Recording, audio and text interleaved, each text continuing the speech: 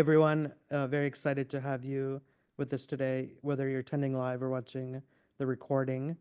Um, Today, we're going to go deep into the story of Flaunch. We're really excited to do that. Tom was part of our first cohort of the Uniswap Hook Incubator, and it's been really fun to see Flaunch launch. Um, when V4 launched a couple of weeks ago, there's been a lot of attention, for good reasons. And today, what we're going to do is Manu will take over and he will interview Tom on the origin story. So, where did the idea for Flunch come from? Um, Tom will kind of talk about his role in it and the broader team. Yes, as Manu wrote, Flunch is so hot on crypto Twitter right now. Then we'll get into the early development, like lessons learned, pivots, challenges, breakthroughs, what led to the launch today.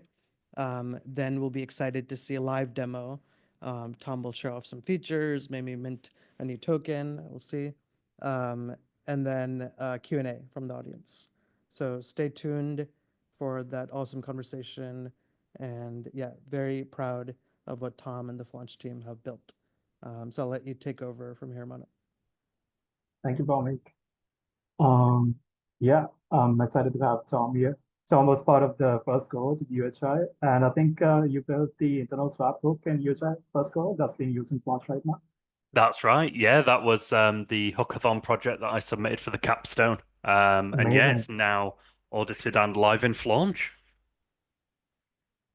That's great. We're excited to hear the whole story. So could you give us like how you got into Flash, the idea, all the origin phase of it? Yeah, definitely. So originally I'd been kind of just contributing. My first steps into Web3 was contributing to NFTX, which did kind of ERC 721 fractionalization. And then they used a lot of Uniswap v2 and Uniswap v3. And then just on my Twitter, I saw, Atrium Academy was starting up this Uniswap v4 stuff and like onboarding people onto this course to kind of lead the lead the learning really. And it's something that I've been toying with, seeing the V4 core repository when they'd announced it for Uniswap. Um, and I really saw it as an opportunity to just get ahead, really. A lot of the Uniswap v4 code base had been rapidly updating, and I know it was something when we were doing our initial classes, it was literally between 2 days had updated and breaking changes. But it was a case that yeah, through the courses we'd learn actually how to do it. So I'd been working on Uniswap v3 with NFTX quite a bit. And then Caps, who's product founder of Flaunch and had been working as product lead at NFTX, had come up with an idea for something kind of completely different, which was an NFT marketplace. And we'd been using Uniswap v4 to kind of build that up. Um, and it was only really because Uniswap v4 got delayed as much as it did, because I know originally it was meant to be looking like late 2024, but because it kept getting delayed, we're like, well, we've kind of finished. The product was Flare that we'd been working on. We finished this Flare product. And rather than just sitting on our hands, we're like, meme coins are really hot right now. Everyone's kind of launching them, but there's not really this kind of launchpad environment in which you can do it right. So there's lots of ways to just quickly create an ERC20, throw it out.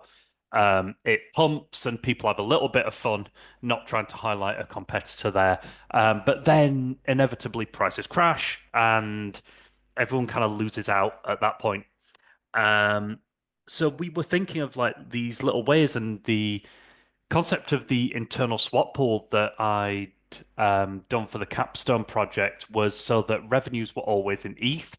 And this was one of the issues we'd seen with competitors was a lot of creators were getting paid in their own token and then having to sell into it, Hmm. um, into their own position, which then tanked their prices. So it was a little bit of a chicken and egg situation. It's like, right, we've got this cool tech that we've come up with from the Capstone project at Atrium. Like, how can we use this for something cool? And these two ideas just kind of gelled. Like, very fortunately, it was meme coins were kind of pumping, and we were like, let's tack on to this kind of hype and let's see if we can bolster this community a little bit. And that's kind of what we did essentially. We built around Uniswap v4, and there was two kind of hooks that really came into play with this. So if I can pinch the screen share for a second, I can Yep. let me come in with the desktop and the share. There we go. So there's two main kind of hooks that play nicely together. I think I've got them in the README. Um, position. Go away, bar. I need to see things. So yeah, we've got these two hooks that kind of play quite nicely together. So we've got first a fair launch, which means that all tokens will sell at a fixed price for the first X amount of time, or the first X amount of tokens. And then we've got this internal swap pool, which I'll kind of look at now. So anyone not familiar with why Uniswap v4 is just the best thing ever, it allows you to essentially hook in at different points of their swap logic or these different areas. And what that allows you to do is before a swap takes place, you can modify the actual swap logic. Um, and after a swap takes place, you can modify the swap logic as well. So this gives you kind of insane amounts of freedom. So in the before swap, we can modify the amount that you're requesting and kind of pre-fill it. And after the swap, we can charge completely custom fees. So imagine a Uniswap v3 code liquidity pool. You'd be in a position where it's like, right, we've got ETH and meme coin, and user buys meme coin and gives us ETH, and that's about the extent you get. We've got a 1% flat fee, and then we've got to either hook in before and like do all this code before you swap, but that means unless you swap with us, you're not doing anything and you're not using our logic. Whereas hooks mean that the actual liquidity has to use our flow and has to use our logic. So that's really cool because what the internal swap pool does is rather than a creator receiving fees and liquidity fees in the token that you're trying to sell and trying to maintain a high price of, what it's actually, and then if I receive that, I've got to subsequently sell into my own pool to cash out, which we saw a lot with recent celebrity launches like the Hawk Tour token and the Trump token and all these other ones where the main revenue that was earned was in token, and then they had to just destroy their own positions to cash out on people. Um, and what we do is we take these fees, but rather than giving them to anyone, we put them into internal swap pool. And then when anyone comes to actually buy from our hook or our liquidity position, we do an internal swap based on the live prices.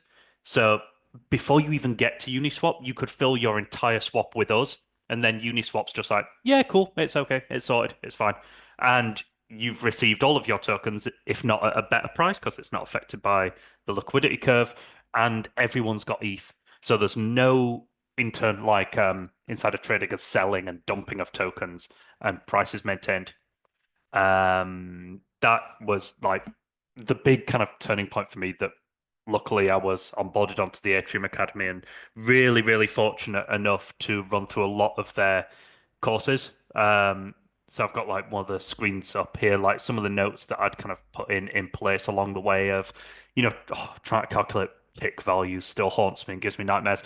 But just to absolutely show you on applying to any upcoming courses, if you are at all interested in decentralized finance and Uniswap, whether it be V2, 3, or 4, definitely join the courses. The actual led courses run through all of this stuff better than you'd find hitting up ChatGPT or reading resources online. The knowledge of ticks and the movements and the evolution of the code bases really shines through, and you can learn an absolute lot through this. So yeah, that's my little shill there, and that led me to do the internal swap hook, which was part of the first cohort's hookathon, which kind of led to where we are, and it's been an absolute roller coaster setting off. Fortunately, there's not been any exploits so far, Fingers crossed, touch wood. And a lot of the flow that we've been seeing from front end users has been really nice. We've tried to bring kind of a nice front end to meme coin launching rather than pure just initial dopamine hits, pump and dumps. We've tried to bring good usability. So with kind of meme management and treasury management, how we kind of talked about that internal swap pool when the fees come through. I'm building up these tokens. So what I can do as the owner is then go in and actually burn the treasury management supply. So that transaction just there will actually burn $317 of supply. So it means, there's less supply of tokens. And as a meme owner, I've got these kind of controls listening through to Deck Screener. You can see the initial fair launch led to token sales. But one of the things we're really wanting to do is not just appeal to people that are just pumping and dumping tokens. And this became amazingly apparent just after launch. So we had a really, really busy launch. We launched day one of Uniswap v4 on base, and everything kind of went pretty mad. But it was absolutely fantastic because the feedback we were getting from both developers and security researchers, and just people coming through and using the site for me as a Solidity developer, I build it on chain. People can come and they can integrate and all this. The front end is kind of really not my domain to toy with. But from seeing how people come on and use the site, giving this kind of more professional front end, it's really benefited the community. And we're really wanting to get that kind of middle ground user who isn't just coming to create tokens. We want to handle this facilitate people that are just buying and selling memes quickly, but also people that want to launch real projects. So we've got like the Superchain token, which is doing good. Oh, by the way, none of this is me personally endorsing any of these tokens, but we've seen some that are doing some cool stuff. A personal shill of my own token, I'm looking at starting up a Uniswap V4 podcast coming up, tix.wtf. So I actually used this token to kind of crowdfund that. And I think this is one of the things that Uniswap V4 is really going to open up is it doesn't have to just be a liquidity pool anymore. With these hooks, you can tailor stuff to have anything you want. So I mean, there's ideas around people that are, time weighted average price pools and all these other protocols that can just integrate together and provide this liquidity with logic. And that's one of the things that's really exciting, these kind of custom fees and tailored things.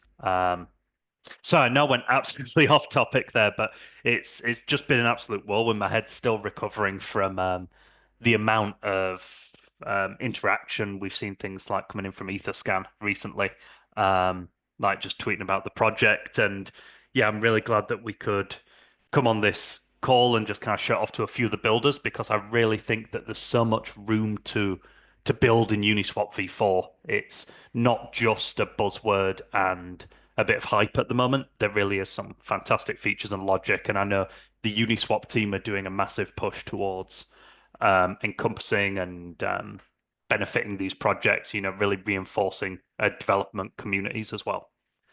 And sorry, I know completely Nice. off topic, but please let me know what I can go off next.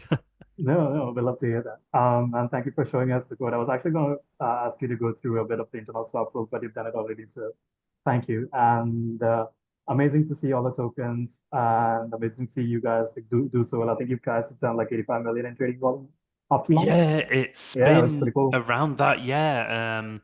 So, I mean, just in terms of fees returned to the actual users, so this was what we really wanted to kind of focus on was rather than how I mentioned kind of that internal swap pool, rather than getting the fees as tokens and having to sell, this value is actually the amount that's returned and been internally swapped into ETH. So this is the amount that would have been dumped onto other tokens, somewhere $720,000, and we had something like $85 million in transactions going back and forth. So yeah, it's been really interesting. Amazing. Another thing that would be good to come on to after, and I'm kind of just making a mental note, is our Fleth token, which I'll come on to after we've kind of looked at this, but that's kind of kind of a key ingredient as well that Uniswap's allowed for, really. Oh, are we getting in some secret alpha today? Oh, potentially, potentially. I mean, I can touch right now because this was so I'd been building Flare and subsequently Flaunch with Caps from early days, and then we're really fortunate enough to merge with the NFTX team. So a lot of the front end guys came over, and they've incredibly talented bunch of guys. But also working with Aporv, who's another absolute giga brain, who's handled a lot of the Fleth side of logic. Um, and what we do is one of the other kind of benefits that I see of launch is we don't take a fee. So when you get the swap fees of 1% going through, it actually all does go to the developer. But one of the things that Uniswap v4 again has allowed us to do is we've got an intermediary step that converts ETH into Fleth, which is our own ETH like WETH equivalent token. So all of these meme coin pools, although it's just listed, in dollar format or anything like this, all of these pools are actually Fleth to meme coin rather than ETH to meme coin. And what that allows us Oh, to do is every time you wrap something from ETH into Fleth, you actually provide a staking position on Aave. So all of the ETH that goes in is earning, albeit a relatively low APR yield. I think it's at around 1.5%, but our fees come from the actual Fleth held. And then all of the swap widgets just use Uniswap v4 routing, which just converts ETH to Fleth, Fleth to meme coin, or vice versa. And all of the fees are just collected in Fleth and then unwrapped. Um, so yeah, there's really good ways that different protocols can interact and engage, even if it's not all in one pool, have these multiple steps that go through multiple pools. And I don't know how they figure out the liquidity routing at Uniswap, but whatever they're doing, they're cooking over there. But yeah, I think this was one of the things that I think really benefits the ecosystem is we're really trying to reduce these margins that protocols are taking. There's been some recently coming up, where users are charged additional fees to either withdraw or transfer the tokens. But it was always our goal, even if we didn't make a lot of money from Flaunch, we're in a fortunate position where we had enough treasury to cover our run.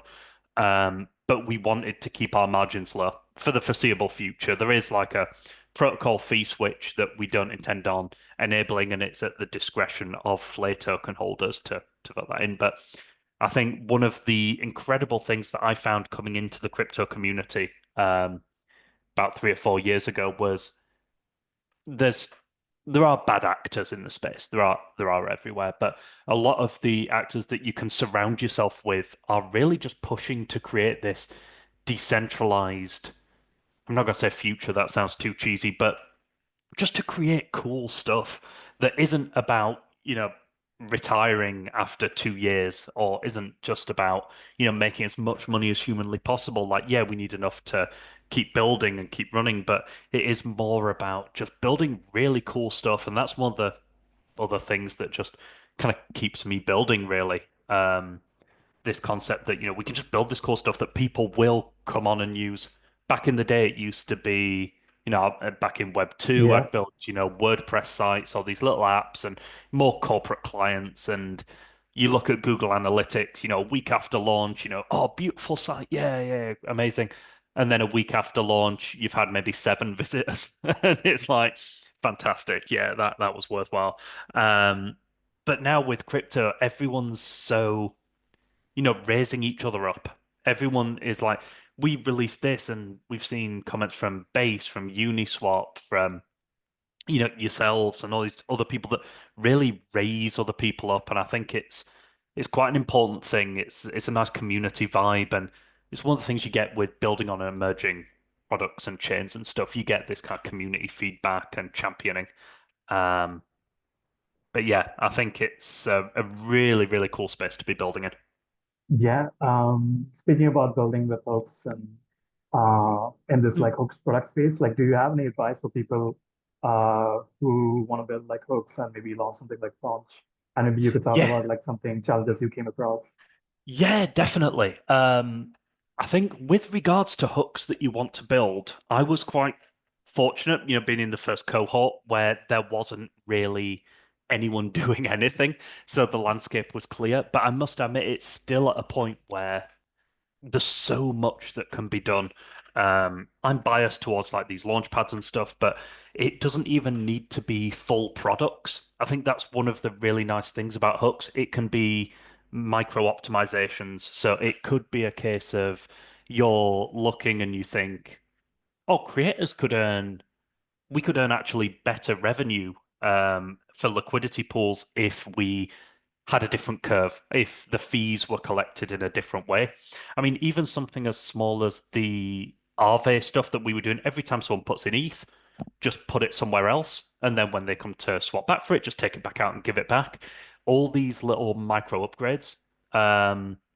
It doesn't need to be, this fully fledged product. And I think it really is build something that you kind of want to see in the world. I can see a massive space for you know, vesting contracts. So the ability people can put in a token and receive a staking token. You can time lock people's deposits and withdrawals. Um, and I think there's a few sites around.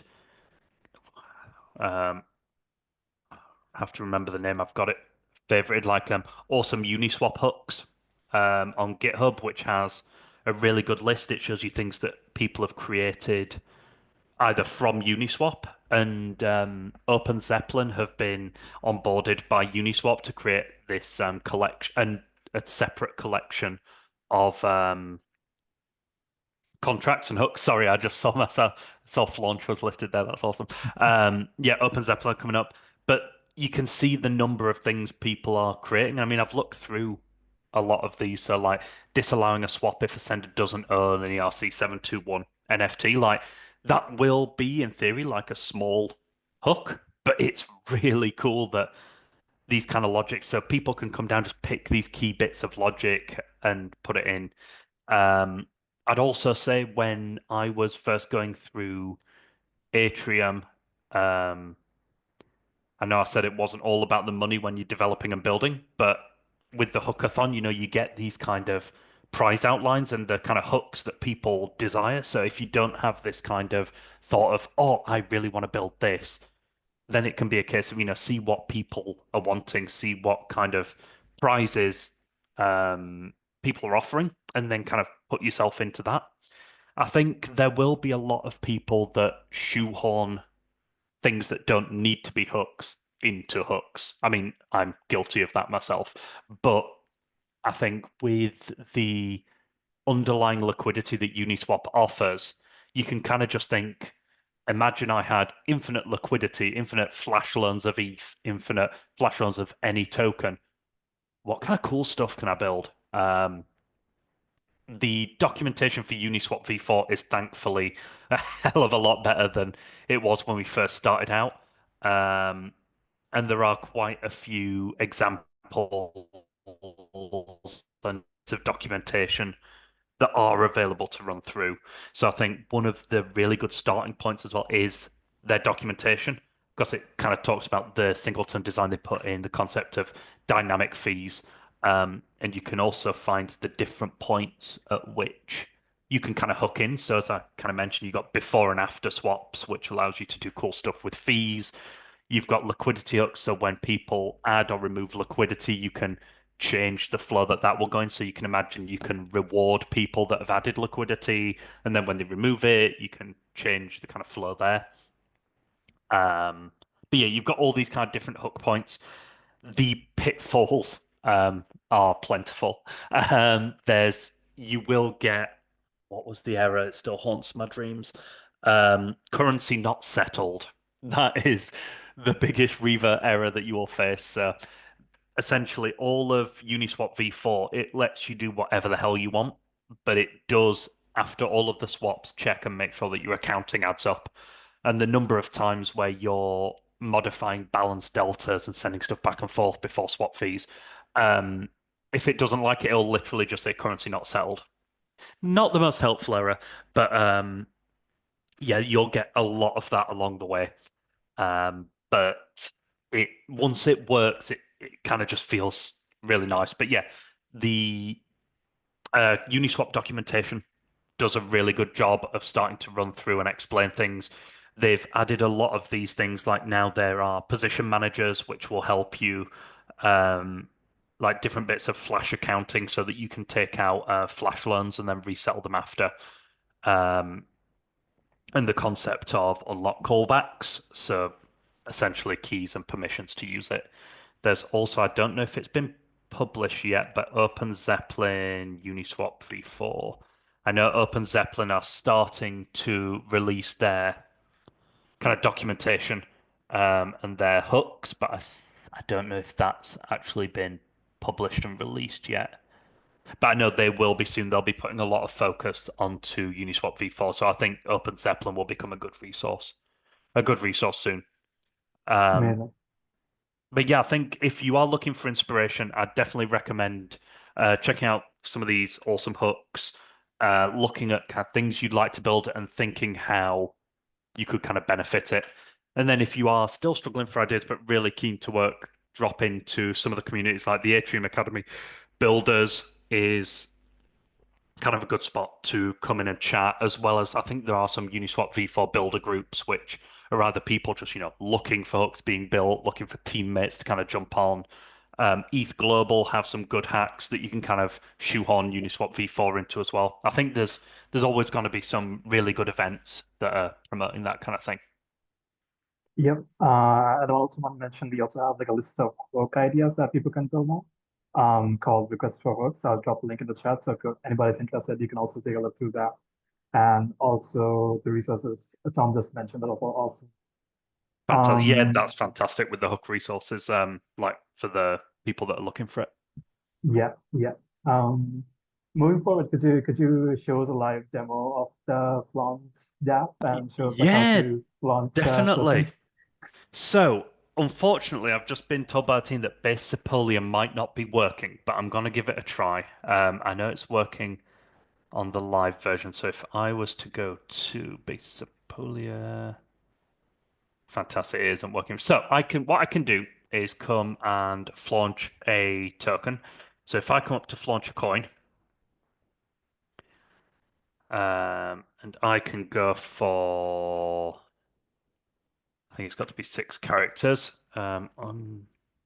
Unofficial Atrium Academy. Amazing. Um, unofficial token that with all you being donated to Atrium Academy. So what I'll do is this token will be created and assigned ownership to myself, but one of the pieces of key functionality that we have, and one that actually came in quite late in the day but has been one of the favorite pieces, is the actual ownership of this launched meme stream is held in an ERC 721, so it's actually an NFT that gives the ownership. So if I was to create this token and then down the line I could transfer this ERC 721 to anyone else and they would start earning the dev revs. So they would then start earning any of the fees on top of that. Um, so you get this really nice feature where, say, oh, what be it? And I say we wanted to do a chat AI token, to fund chat GPT. We can upload any number of tokens and then just send it to that wallet address. We saw recent things with people, what's his name? Zach. Um, yeah, Zach Went was raising funds for his cases. You could just create tokens and send it to him instantly. So you can set the fee receiver to be like other people, or you can just send it to yourself. So I'll do this one. In fact, what I'm gonna do is, just because I don't want to get into legal bother, please generate me a funny image of a cat. Just do funny cat token. Funny cat. Fun cat.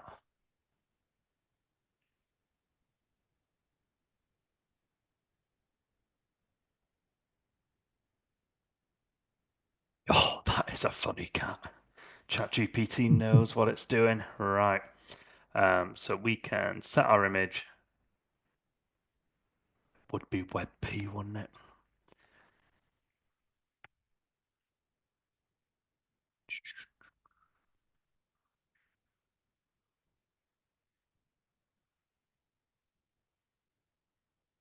Convert to JPEG.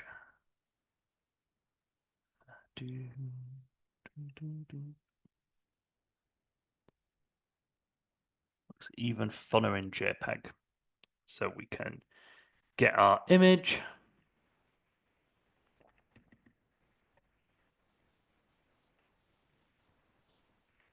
Choose the file and upload our fun cat. You get the split between the fee receiver, which generates the dev revs, and the community. So if I was to set that to 100%, that essentially means all trading fees go to me. If it was to go to community, we put the fees into a bid wall, which is actually another really cool benefit of the Uniswap v4 hooks. And what that does is it takes a share of the fees. So 90% of all of our fees will be captured. So anything that's ETH will be stored and go to the bid wall. Anything that's token will go to the internal swap pool and then go to the bid wall. Our infrastructure diagram is mad. And essentially, ETH ends up in this bid wall for the community.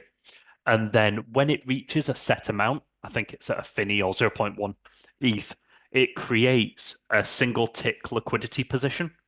So as the tick moves up or down from buys and sells, it is always one tick just below the token price. So when people sell in, it sells instantly into this liquidity position, maintains the token value, and it stops the token price from going down. So it essentially creates this really good liquidity position just below tick, which is one of the big things. Like, I don't think, and don't quote me on this in case it does, but I don't think Uniswap v4 will be that successful on mainnet, like Ethereum mainnet, just because the fees will be so high to actually do anything.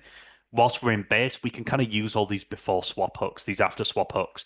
And I think that's what Unichain will really push towards as well, is these really fast, low fee transactions that will just allow users to kind of do these more gas intensive swaps. Like if we were to have swaps that deposited into a bid war position, remodified a position every couple of swaps on mainnet, people would be spending like $100 to buy a meme coin, which is kind of crazy. Um,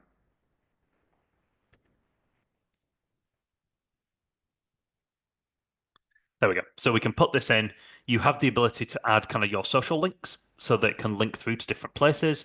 You've got a starting market cap, so we can say it can just start at $10,000 all the way up to $500,000, but then it depends on how much you're paying. So it's a flat 0.1% fee, and that's just to stop people coming in and creating tons and tons of $1 tokens and just spamming the site. I can set a fair launch supply so that we will have 40% of all tokens will just stay in at a static price. Let's take that down to 30%. And I have the option if I want to pre-mine my own token, so I can kind of buy a supply and donate it to other people or sell it there. So once we go to create, we upload all of our metadata. We can then sign it in the wallet. Phew, I thought that'd be the bit where it turned out I was too poor to actually launch the token after all that. And there we go. Just that simple. So the token's now been launched. It's got a nice 20% dev revs and 8% community. And if we go on and view the coin, we can see it's in fair launch here. There's a starting market cap of 10,000, and there's already people starting to do little buys coming in. I think there's a few bots. You Wow. can see there's a few bots starting to come in, buy up these fair launch tokens. Because one of the nice things about fair launch is, Christ, it already bought out the fair launch. I think the fair launch has already been bought out. Yeah, you can see people come in, already bought like solid amounts, but people will then start to sell it back in. So what the fair launch does is if people buy, like, if I've got a billion tokens in fair launch, once that billion tokens sells out, the ETH that was earned from that fair launch creates a liquidity position just under the tick. So it's kind of like that bid wall I was just kind of explaining. So it means everyone that bought in fair launch can sell back in at the exact same value that they just bought from. So it kind of reduces that fear that, oh, I've just bought all these tokens during fair launch. What can I do with them now? And we're working. So we're having themed sprints at the moment. So we're currently in Creator Week and we've got Builder Week coming up. And one of the things we're really working on is these different types of launches that people will be able to do. So allowing people to, rather than just have a meme coin launch, which this kind of is, um, instead, we'll be doing launches that are around maybe a product launch. So if someone's, like Kickstarter style launches, just little things like that. We're still toying around with all these different ideas, and we're really looking to invite people from the community to recommend these type of ideas. Like we're at a point now where we've got this core protocol, and building it, is absolutely joy my life. I love building, but it's now at a point where we're evolving. And that's one of the things that we're really getting feedback from community members about how we're going to evolve now and turn this from a little meme coin platform into something that people can use for kind of anything that they want, really. Amazing. It was amazing to see the people and boss just buy the token as soon as like you hit like you launched the token. Yeah, I must admit, I'm surprised that so many people have hooked in. You can see kind of people selling off now that fair launch is surpassing, so this will continue building, but the chart will upgrade in a sec because the market caps come back down, so people have started selling. So I didn't pre-mine any token, I've not held any of it, but yeah, it's crazy to see people like this influx of buying and selling and the number of like bots and automated things that are already coming into play. Also, you can see the buy shield has now activated that bid wall. So it'll be a case of people coming in now and Amazing. people Um, can sell in without affecting token price. So yeah, it's really cool. And one of the nice things is we're working really closely with Uniswap. We've been in touch with them quite a bit now, just about how we can promote liquidity and hook liquidity and kind of better the ecosystem. So it is really a thing. Like if you're thinking about spending a bit of your time building, and devoting to Uni V4, it's a really good time to be doing it because they are really receptive to ideas. We're speaking a lot about with a lot of people and really building it. So yeah, it's a great time to build. And if there's ever anything me or any of the Flaunch team can do to help, I'm trying to move a bit into a DevRel role as well, where I can just help people. So yeah, if there's ever anything I can do for anyone that's in the chat or anything like that, reach out on Twitter. I'm probably most active on. Just at Tom Wade at Twitter. And yeah, I'll happily try and help out little code reviews here and there. So yeah. Amazing. I'll also drop your Twitter in the chat. Oh, thank you. Uh, Amazing. We also want to take some questions from the chat. So if anybody has something to ask Tom about launch or something about books, we are happy to take that questions also. I'll just start 1 second. Can you guys hear me? Yep. Yep. Okay. First of all, hi Tom. Lovely seeing you here like this. I think over a year now since we met.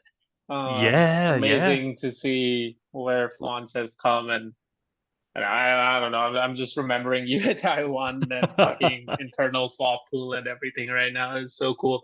It's amazing to see where you guys, what Flaunch has become now, and I see like resemblances between the Hookathon project and sort of what it is today. So very happy to see you here. But yeah, just like I don't have particular questions. I think Manu already asked some of the ones I wanted to ask you, but I think just for like people in the call, one thing I wanted to kind of try to emphasize is the sort of, like 10, 12, 14 days you guys had for the hookathon back then, especially at a time when V4 was like so fluid, right? Everything was breaking every week. So, so like what was able to be achieved in those like 10 to 12, like what's the realistic goal for people in the audience who are going to be doing capstone, for what should they work on kind of in the 10 to 12 days, and sort of what happened in the entire year afterwards, or like at least the months afterwards?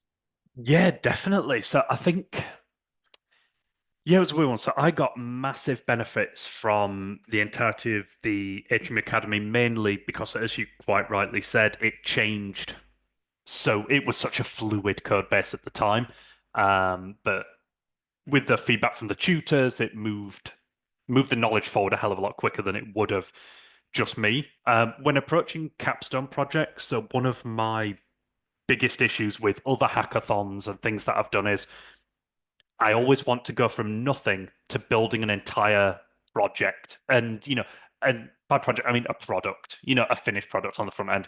But one of the really nice things about the capstone projects and something that I'd recommend for people to do is just try and keep it really simple. You can have a lot of impact without doing too much. So things like optimizing liquidity allocations, or I mean, my only sub I say only submission, it took me like a week, was the internal swap pool code. And really back then it was more conceptual. So it kind of broke a little bit if you sent the wrong currency or it did certain things. But I really think with hooks, you can just create these smaller pieces that, yeah, can be added to a bigger system, but will have a huge impact. Like the fair launch logic that we had a lot of inspiration from someone else's hack event where they'd put together, like, we stripped a lot of stuff out, it was kind of stone soup. In the end, we had something completely different.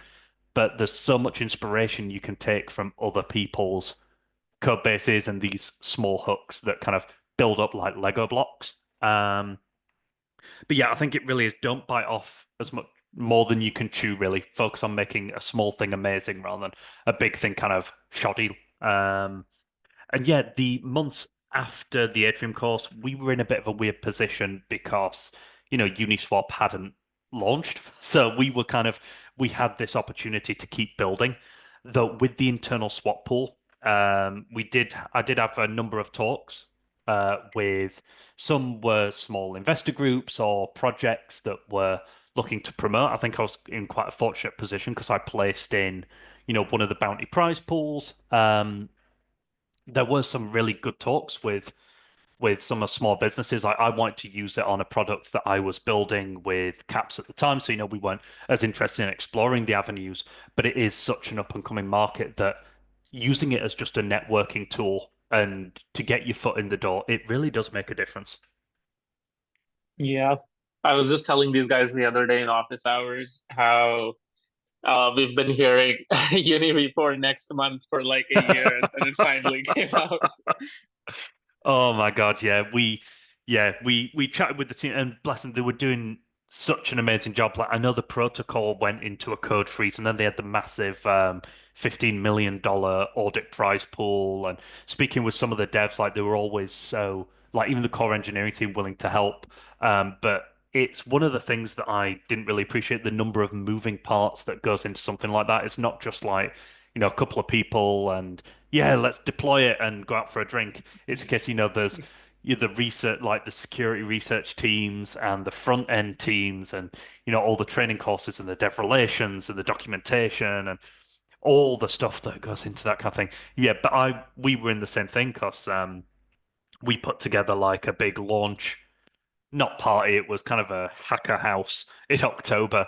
And luckily my wife's out of earshot, but she'd remind me that, I missed our anniversary for going to this hack house Actually. because like Uniswap's launching, we've got to do it. And then yeah, not so much. But yeah, it's now I think it's in a great position where you can build something on Capstone and launch it, actually launch it into the wild on Unichain on base. And yeah, you're in a really good spot now. Hey And man, yeah. I gotta break it to you, but literally the day of the last workshop, February 6th, they had breaking changes again. I have Some to things go and never change. update all the lessons still. I Oh, haven't it's even updated tradition. all the lessons yet. But it happens every single time, bro. Because I they know. like V4 core is obviously code frozen, but with V4 Periphery, they still fuck Yup. around and change import paths every now and then. It was, yeah, I think it was I was helping someone out in our builder community and I still need to go back and fully try and do it with the currency not settled issue again. And I pulled down all the code and he was like, oh yeah, it's working on my machine. It's like this import path doesn't exist. It was like gone Yeah. into a utils folder now rather than base hooks. So, oh, just Yeah. leave it alone. Leave it alone, please. Oh God. Anyway, that's awesome, dude. Love to hear that. I think like TLDR is mainly like because of how limited time there is for Capstone, kind of Mm, just like want to focus on the MVP, the on-chain contracts. We don't even really like ask people to like do front ends and stuff, right? I don't think you guys did a front end either at the time. no, yeah. And I think a couple yeah. of projects like worked and got like simple stuff coming through, but I think there's so much benefit you can get from just a good Foundry test suite and kind of Mhm. the quality of the people that were doing the capstone reviews and deciding bounty allocations and stuff are at such a high level they can kind of see the matrix at that point and see, oh yeah, I can see what it's meant to do. I can see it's working. I can see this. So yeah, I think there's a lot to be said around just reinforcing it with test suites and just having like an end-to-end test that kind of proves the point. Um, but yeah, there was some amazing submissions, like even back when I was doing it, back in its early days and its fruition, like just looking back at some of the projects that were in Hookathon Capstone 1. Like the V4 order book is still one I look at. I know from might have been the third capstone, was it the Milady Dark Pool? Was like Yeah, UHI fantastic. 3. Yeah, that was one. So I still keep up with the projects that have been released because realistically, it's still like mining gold. Like there's some great stuff there, and Yep. yeah, it's always great to take inspiration from those because you can see, oh, like little bits are coming along. I wouldn't have done it this way. I'd have done it that way, and then you can kind of, go from there. Hmm. Makes sense. Makes sense. Perfect. Okay, that was pretty much the only question on my end. I don't know if Chad has anything else. Um, but yeah, dude, just want to say once again, super proud to see you guys doing as well as you are. Oh, thank you And so love much. to see it. You were definitely like the most valuable stepping stone I had on that journey to actually get it launched. The number of times I was pestering you on messages, it's insane. There's a lot of work been put into this so far. I wouldn't take that credit. I think I was there for like a month. You guys did a year after that. That's crazy. Definitely. But no, everyone's more than like the code base is actually public for Flaunch. I'll drop the link Oh, in there nice. if anyone would like to see how it all comes in. Um, and our main contract that has all of the hooks is the position manager that has all the before swap and after swap hooks. So you can kind of see it is, not to blow my own trumpet, probably overly code commented. So if you wanted just to um, trace through how everything's kind of interacting, it should hopefully give kind of good insights to how everything fits together. It is a bit crazy at first when you kind of come in to see the internal swap pools, but yeah, we need to get a bit of a infrastructure diagram drawn out. But as I say, always welcome to ask me any questions on Twitter or Discord or however you can track me down. Mhm. Amazing. Um, I think that's really all the questions we have. Again, it was nice having you, Tom. Thank you for joining the call. And as always, amazing to see Foss do so well. And amazing. I'm also excited to see what you guys do with Fonts later on and all the exciting projects that you come up. Thank Oh, you for thank joining. you very much. No, thank you very much. And yeah, hopefully we'll be back in a few months with some new features and yeah, if there's more things that we can do together down the line. All right, we'll invite you again then. Fantastic. No, thank you very much, guys, and I look forward to speaking to you all soon. And yeah, keeping an eye on your capstone project. Amazing. Thank you guys. Thank you everybody for joining. Have a good day. Cheers, everyone.